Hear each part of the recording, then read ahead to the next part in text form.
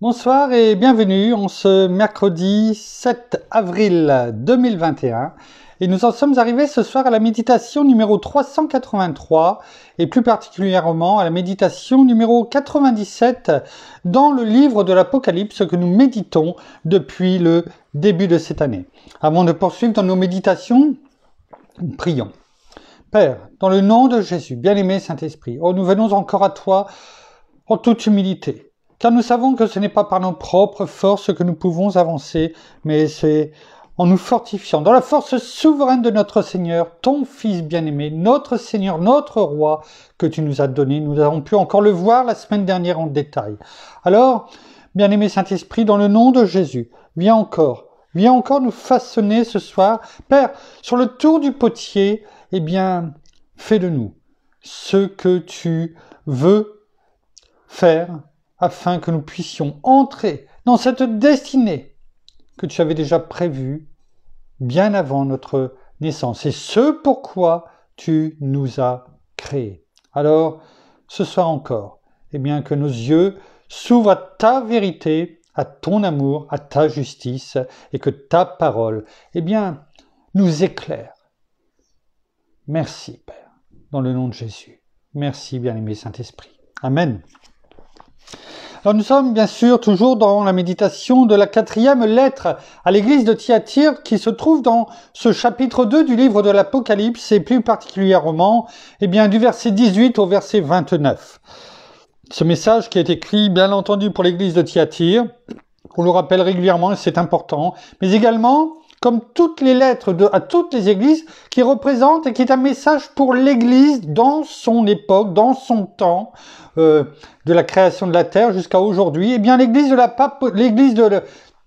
4e message, est également pour l'église de la papauté qui va de l'an 500 à nos jours. Mais c'est également, et on l'a déjà dit aussi bien souvent parce que il ne faut pas simplement montrer du doigt les autres. C'est également un message pour chacun d'entre nous, ceux qui, nous chrétiens, disciples de Christ, qui sommes le temple de Dieu. Ce message est également pour chacun d'entre nous parce que nous avons besoin de grandir dans la connaissance de la parole pour que celle-ci non seulement soit gravée sur les livres de notre cœur, mais qu'elle remplisse tout notre être tout entier et également nos pensées, afin que nos pensées soient soumises à notre esprit, à notre bien-aimé Saint-Esprit qui est en nous, et non pas, à la chair.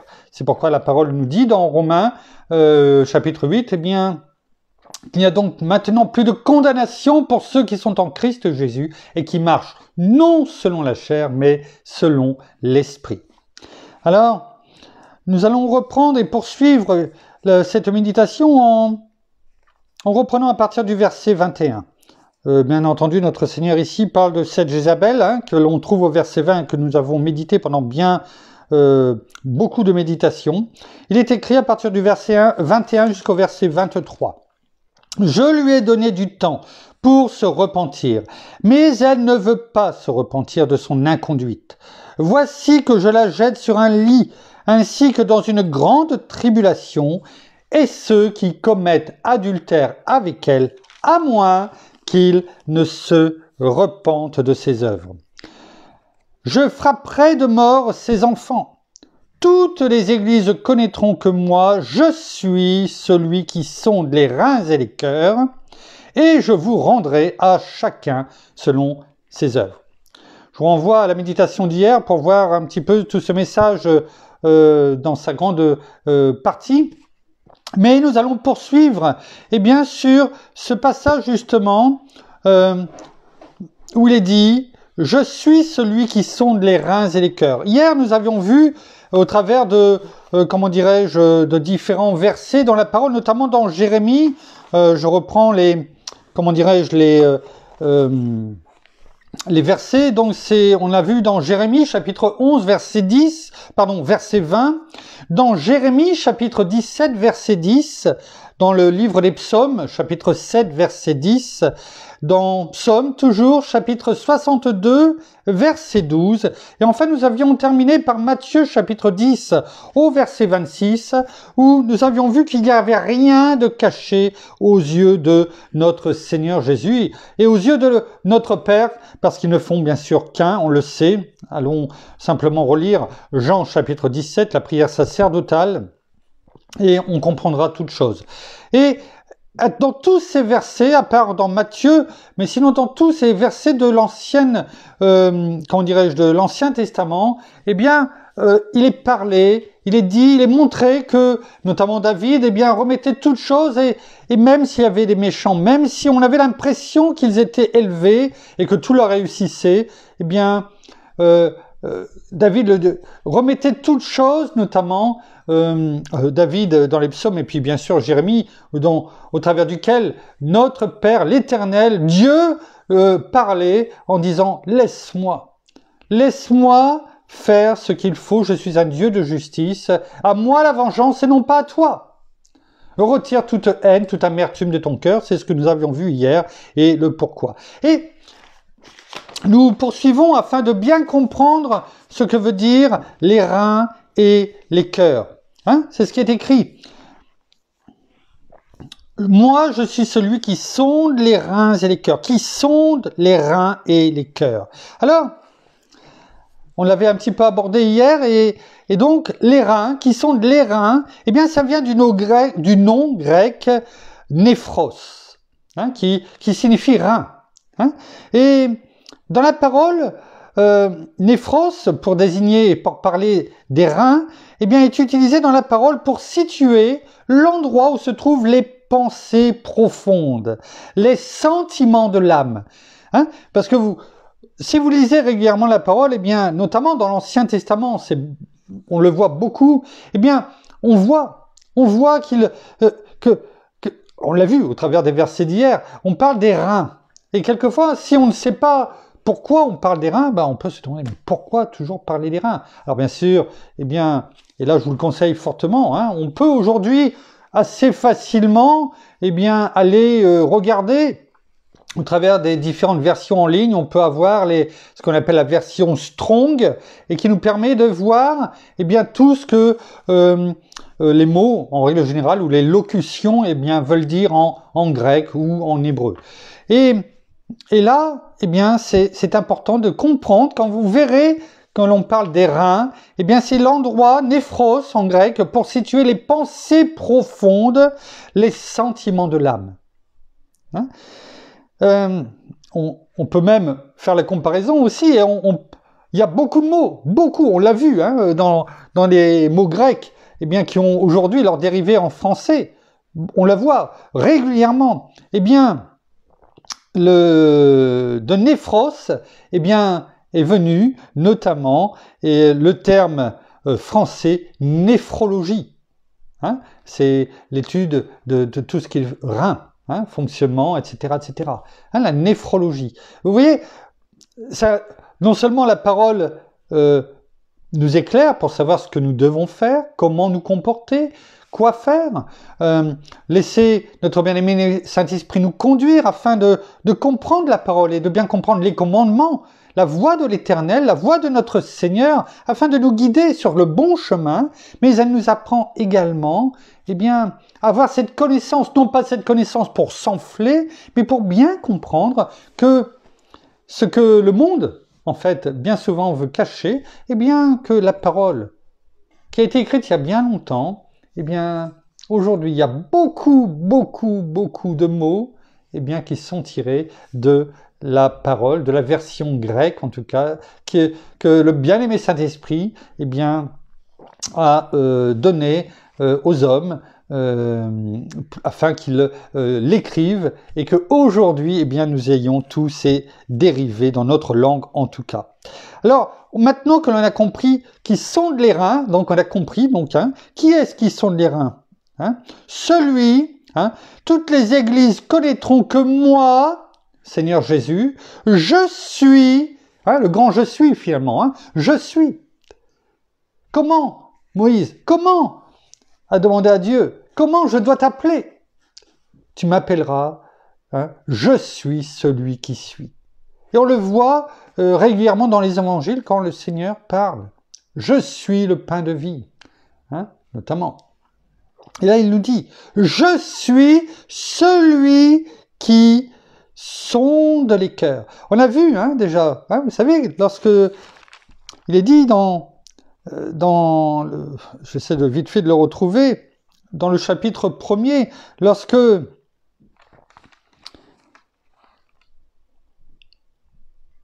il parle, voilà, ses yeux, au verset 14 du chapitre 1er, lorsque Jean décrit l'être qu'il voyait devant lui, avant de savoir et de comprendre que c'était notre Seigneur Jésus, ses yeux étaient comme une flamme de feu.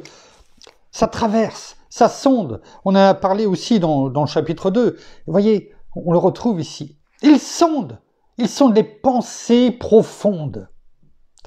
Voilà, il se trouve dans les reins, en tout cas selon la parole. Et les cœurs, bien entendu.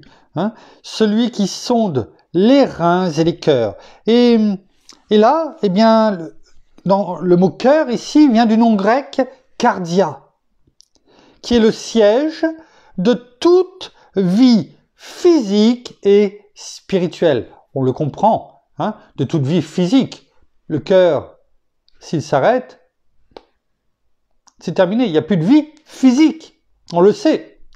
Mais c'est également, selon le terme grec, eh bien là aussi où il y a la vie, le siège de la vie spirituelle. Est-ce qu'on peut le comprendre, ça? Je ne sais pas. Mais en tout cas, la parole dit, et nous, en tout cas, on le dit chaque jour, merci, bien-aimé Saint-Esprit, parce que tu gardes notre cœur plus que toute autre chose. Car de lui viennent les sources de la vie. Les sources physiques, mais aussi spirituelles. Notre bien-aimé Saint-Esprit, parce que nous montre, parce que ce qui sort de la bouche vient du cœur. Ça passe par nos pensées, et après ça sort.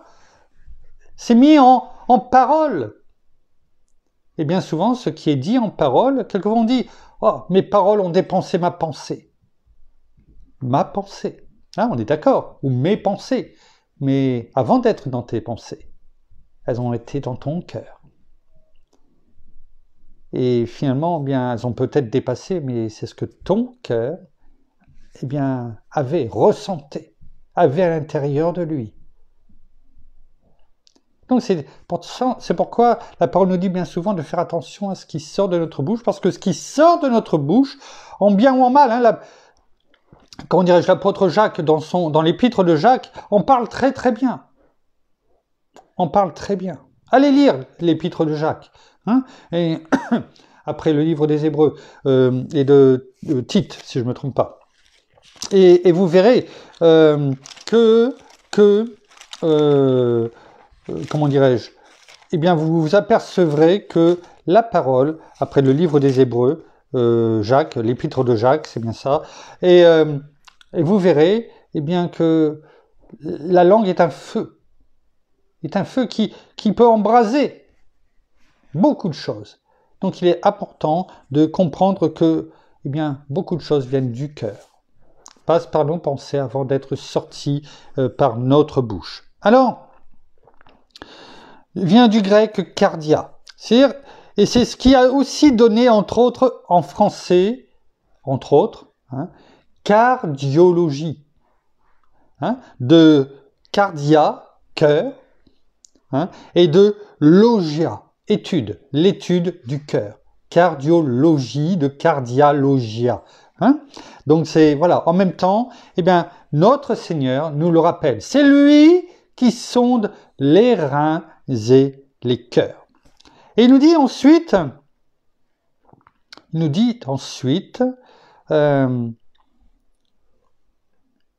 qui sonde les cœurs, et je vous rendrai à chacun selon ses œuvres.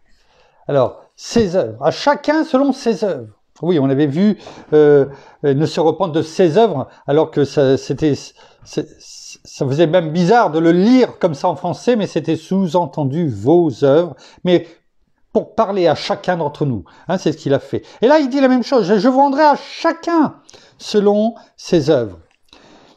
On va commencer à méditer cette fin, je dirais, du verset 23. Peut-être on finira. Et je vous rendrai à chacun selon ses œuvres. Alors, rendrez. Rendrez, ça vient d'un mot grec, d'un nom grec, d'un verbe grec que l'on connaît bien, que l'on a vu plusieurs fois. Didomi. Didomi. Le même que l'on voit dans le verset 19 dans l'évangile de Luc, chapitre 10. Luc 10, 19. Et voici, je vous ai donné tout pouvoir, toute autorité pour marcher sur les serpents et les scorpions, sur toute la puissance de l'ennemi, et rien ne pourra vous nuire. C'est le même. Mais vous allez me dire, oui, mais c'est pas la même chose. Je vous ai donné, et là, je vous rendrai. Et bien pourtant, eh bien c'est le même mot. Celui qui est en grec défini, je vous ai donné, et je vous rendrai, c'est le même mot grec, didomi. Donner, rendre. Eh bien, vous savez, c'est un peu comme le boomerang.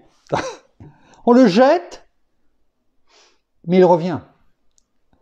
Et lorsque le Seigneur dit, eh bien, je vous rendrai à chacun selon ses œuvres, eh bien, ce que tu as lancé, ce que tu as fait, tes œuvres, ce que tu as commis, tes actes, eh bien, vont te revenir, et moi, je vais te donner. Je vais te rendre, eh bien, ce qui t'appartient, finalement. Les conséquences de tes actes. Je vais te rendre. Je vais te donner. C'est dans ce sens-là que c'est le même verbe qui définit rendre et donner, en tout cas dans la parole, le verbe didomi en grec. Et je vous rendrai à chacun selon ses œuvres, selon vos œuvres, comme mon épouse le disait tout à l'heure. Eh bien, vos œuvres, eh bien, vient vos œuvres ou ses œuvres, en tout cas le mot œuvre, vient du nom grec ergon. Si je me demande si on ne l'a pas déjà vu, enfin on en a tellement vu, mais ça me dit quelque chose en tout cas. C'est-à-dire, selon vos actes. C'est ça que ça traduit, ergon. Actes, selon vos œuvres, selon ses œuvres, suivant les versions, c'est-à-dire selon vos actes. On vient d'en parler. Tous les actes que nous faisons, tout ce que nous faisons est écrit dans un livre. Et il n'y a rien qui s'efface.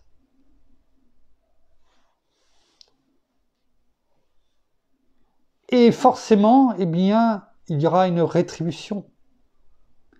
En bien, on le verra dans les versets qui suivent de la lettre à l'église de Thyatire, vers la fin, mais aussi en mal. On l'a vu. À moi la vengeance. Je suis un Dieu de justice. Je vais sonder les cœurs jusqu'aux reins, jusqu'aux profondeurs, jusqu'aux pensées profondes. Notons qu'il parle des actes, mais il parle aussi des pensées profondes, qui sondent les reins et les cœurs. C'est-à-dire les cœurs, et bien sûr tout ce qui est venu comme on en a parlé tout à l'heure, mais aussi les reins, c'est-à-dire les pensées profondes, les actes, le cœur, les pensées profondes. On ne peut rien caché. Comme on l'a dit hier, il n'y a rien qui peut être caché, rien qui peut rester, je dirais, dans les ténèbres. Tout est mis à la lumière et jugé par celui qui vient, notre Seigneur Jésus, que l'on voit ici dans le livre de l'Apocalypse. Alors,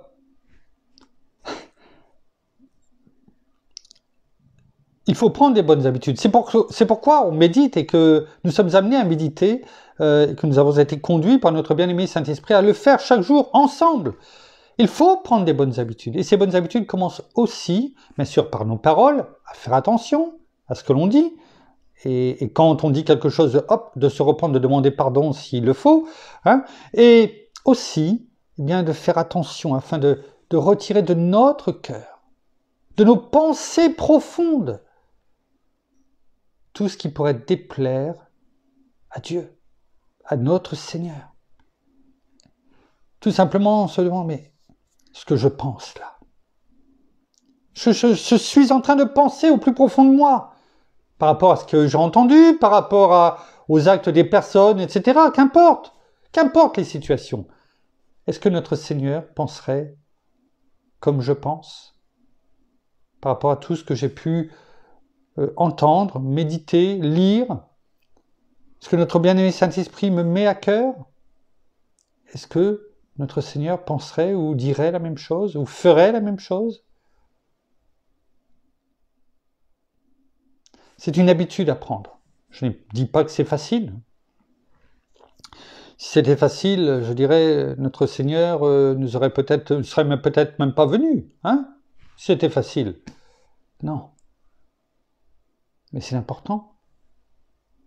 Chaque jour, de progresser. Chaque jour, d'apprendre à tenir ferme, à se maîtriser. C'est le caractère de Christ en nous.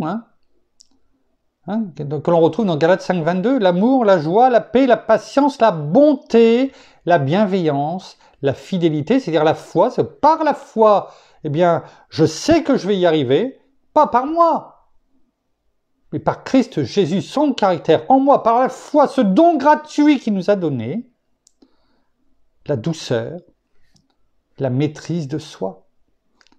Alors c'est vrai que c'est pas facile. C'est pourquoi le Seigneur nous donne bien toutes ces armes, notre Père nous donne toutes ces armes afin de tenir ferme. Hier, j'ai fait un partage. Je sais que certains l'ont vu, d'autres peut-être n'ont pas encore vu, et tant mieux, parce qu'ils le verront peut-être aujourd'hui. Et la parole le dit. Un arbre. Dans ce partage, c'était ça. Textuellement, je n'ai pas le mot, les phrases et le mot mot à mot, je dirais. Mais un arbre. Un arbre, il a beau être grand, il a beau avoir des racines profondes. Un bel arbre que l'on regarde.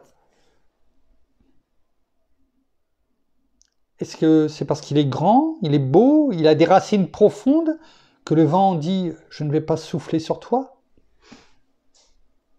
Non. Quand le vent souffle, eh bien il souffle pour tous les arbres, y compris pour cet arbre qui est grand, qui est majestueux, qui a des racines profondes. Mais il tient le coup. Les tentations de la vie seront toujours là. Le vent de les tentations sont là. L'ennemi continuera, et le Seigneur nous l'a dit.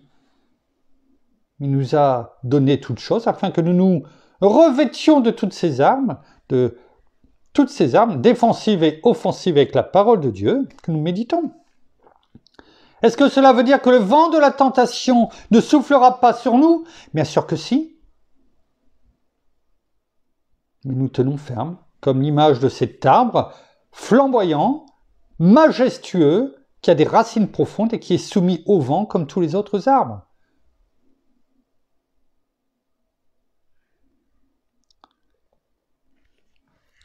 Pour terminer, la parole nous dit, donc avec ce nom grec, ergon, eh bien, oui, je vais vous rendre selon vos actes.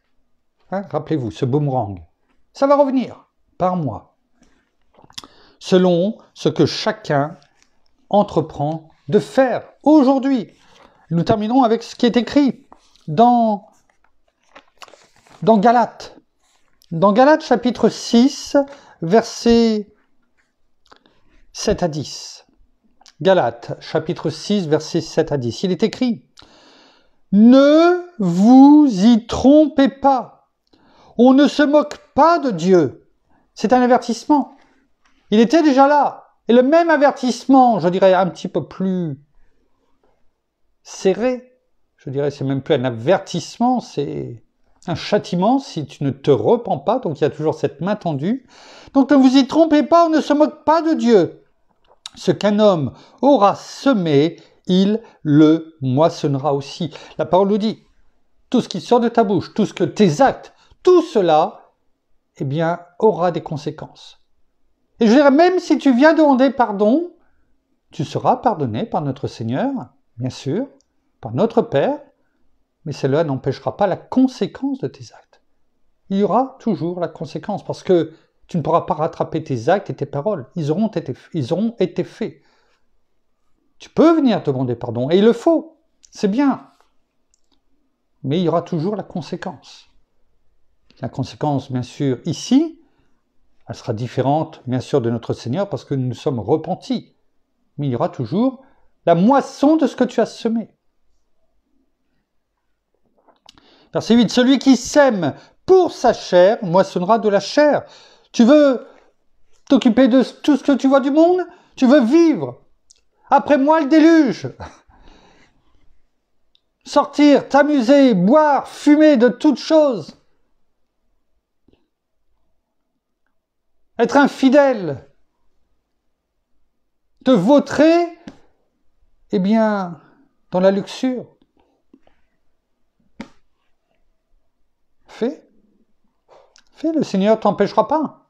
Notre Père ne t'obligera pas, il ne te dira pas, il ne te mettra pas un stop. Il peut t'avertir. Mais si tu n'y prends pas garde, eh bien il est dit, celui qui sème pour sa chair moissonnera de la chair la corruption. Mais celui qui sème pour l'esprit, le fruit de l'esprit, on en a parlé tout à l'heure, et tout ce que nous voyons, bien sûr, eh bien moissonnera de l'esprit la vie éternelle. Non seulement tu auras cette vie en abondance de notre Seigneur Jésus, ici sur terre, il nous l'a dit. Moi, je suis venu pour apporter la vie à mes brebis, et la vie en abondance, ici et demain, pour l'éternité. Mais c'est pas que pour demain, et on ne doit pas vivre, je dirais, comme des pauvres malheureux sur la terre, traversant, comme un pèlerin, fatigué, usé. Non! Nous avons Christ en nous, nous devons être joyeux. La vie éternelle, ce n'est pas que pour demain, ça commence aujourd'hui. Et elle se poursuit jusqu'au bout. Ne nous lassons pas de faire le bien. Vous voyez, la parole le dit.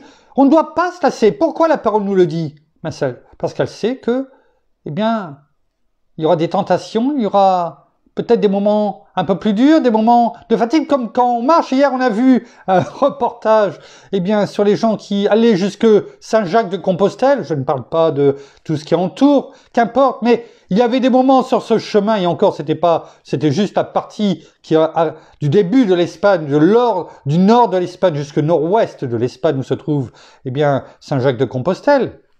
Il y avait des moments plus durs, des moments de plat et des moments où ça grimpait.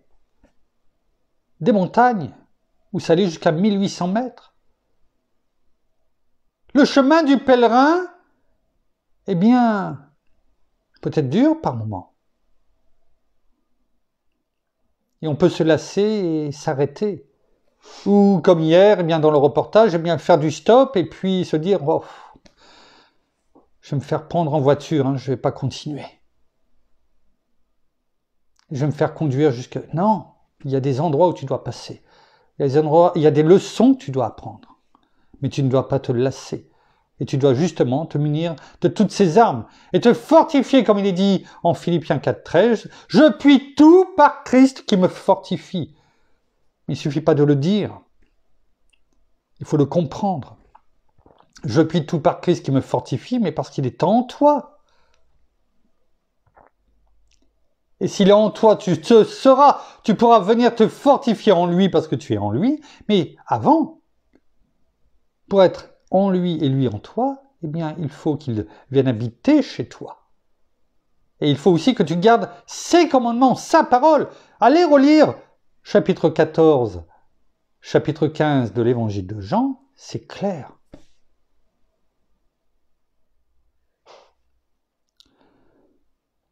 Ne nous lassons pas de faire le bien, car nous moissonnerons au temps convenable, au moment où il le faut. Le timing de Dieu est toujours parfait, si nous ne nous relâchons pas. Voilà, on ne doit pas se relâcher. On ne doit pas se relâcher. Parce qu'aussitôt qu'on se relâche, eh bien l'ennemi en profite. Une baisse de régime, c'est comme dans le sport, il y a une baisse de régime, eh bien, l'adversaire, eh bien, en profite pour prendre le dessus. Dans les combats de boxe, il y en a un qui est plus fatigué à un moment donné, il va être beaucoup plus, eh bien, soumis au coup de l'adversaire et à finir par être mis KO. Enfin, le verset 10, « Ainsi donc, pendant que nous en avons l'occasion, maintenant, tant qu'on peut dire aujourd'hui. Qu'est-ce qu'on doit faire? Pratiquons le bien envers tous et surtout envers les frères en la foi. Merci Père, merci Seigneur, merci bien-aimé Saint-Esprit, une fois de plus, pour ce que tu nous as montré, eh bien, encore ce soir, et que, oui, sonde nos reins, sonde nos cœurs au quotidien, oh, pas seulement lorsque tu reviendras, que notre bien-aimé Saint-Esprit, qui sonde jusqu'en profondeur du cœur de Dieu, eh bien, nous montre toujours, et chaque jour, eh bien, ce que nous devons, une fois de plus, eh bien, soit mettre à jour, voilà, ou en tout cas, t'amener et te remettre. Nous terminons par la prière. Oh, merci Seigneur, et bien encore pour ce moment de partage, merci encore parce que chaque soir, eh bien, Saint-Esprit, tu ouvres vraiment nos yeux, non seulement à la parole, mais à toute vérité. Tout ce qui a pu nous être dit, enseigné, ou même sur ce que nous avons pensé pendant tant d'années, eh bien, toutes ces barrières et tout ce qui nous a été montré, eh bien, tombe et c'est la vérité qui éclate non seulement dans nos vies, mais aussi dans nos cœurs. Alors merci encore pour tout ce que tu nous enseignes.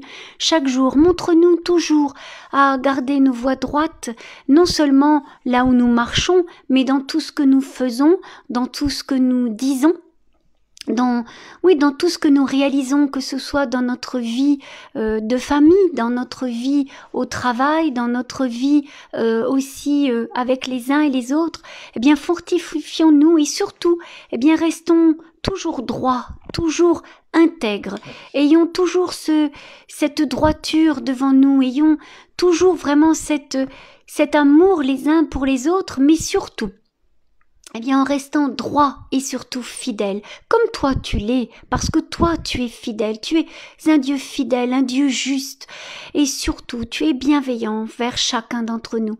Merci pour ta miséricorde, mais surtout également pour ta bonté et ton amour qui se renouvelle pour chacun d'entre nous chaque jour. Alors oui, nous aussi, eh bien, nous devons rester fermes, non seulement dans ce que nous faisons, dans tout ce que nous disons.